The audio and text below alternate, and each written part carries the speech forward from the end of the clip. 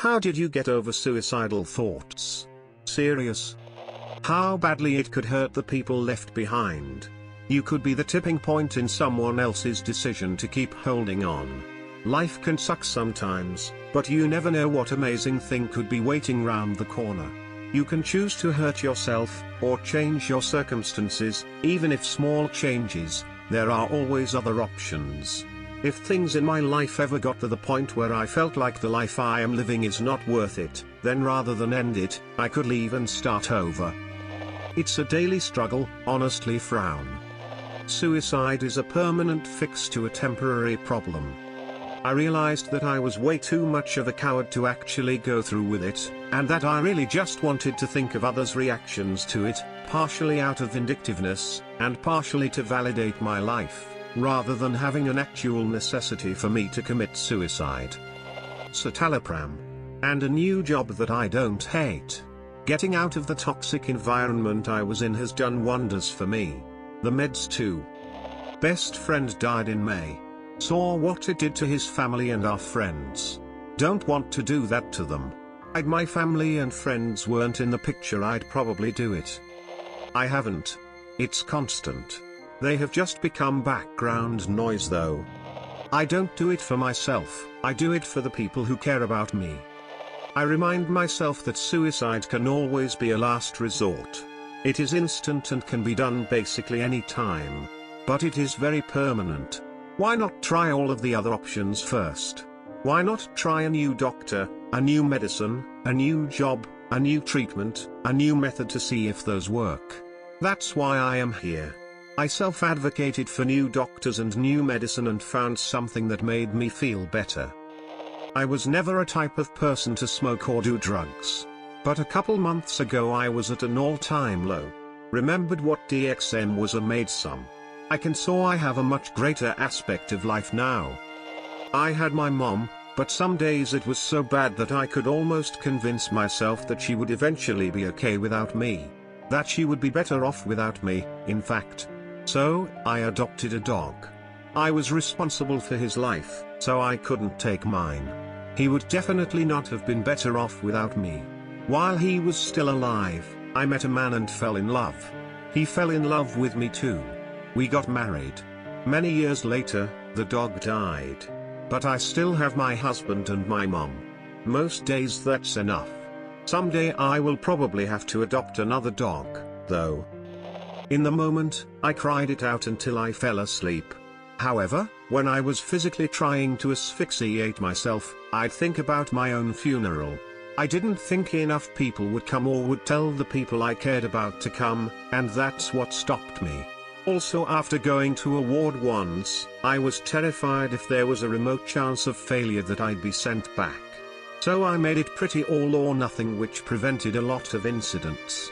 Long term, I got on a stable medication plan of 50 mg Zoloft, routine therapy sessions, once a week, with cycles of co-ed, fem, and indie, and receiving diagnosis, autism/ASD. I've finally felt and could recognize my own happiness again as of this year, the first time I felt generally positive since I was 10.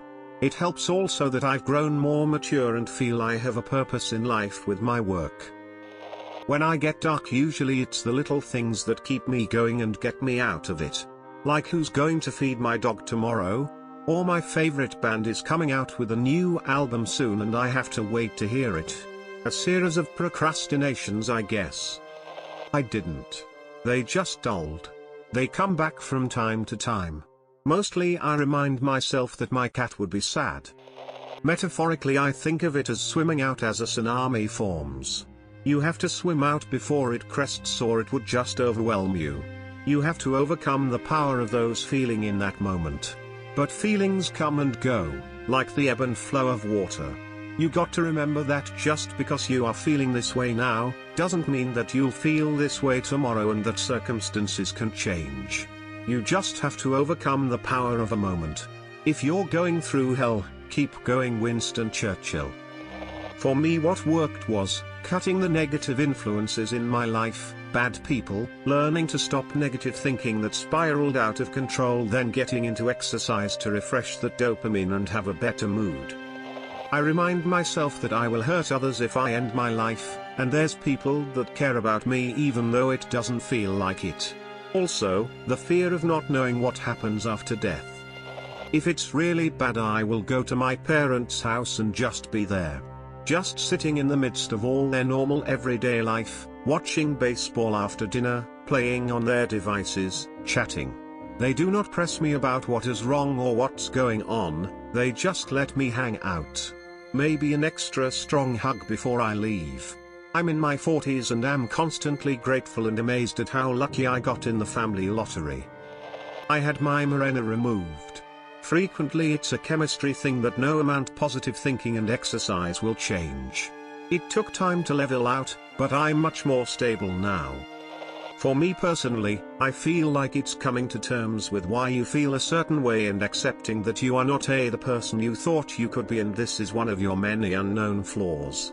It feels kinda stone cold and generalized when I type it out, but that's how I deal with it when I feel worthless. If you leave now, nothing can get better. And if it's that bad, how could it possibly get worse? Do what it takes to be happy. Quit doing what makes you unhappy instead of quitting altogether. I know it's rough and I wish you the best of luck. 3 things, all stemming from self-realizations. 1. Identifying people in my life that were bringing me down, and cutting them out of my life.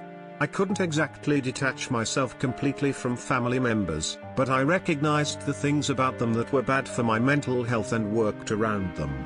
And 2, looking inward and finding out what it was about me that made me so self-loathing and depressed.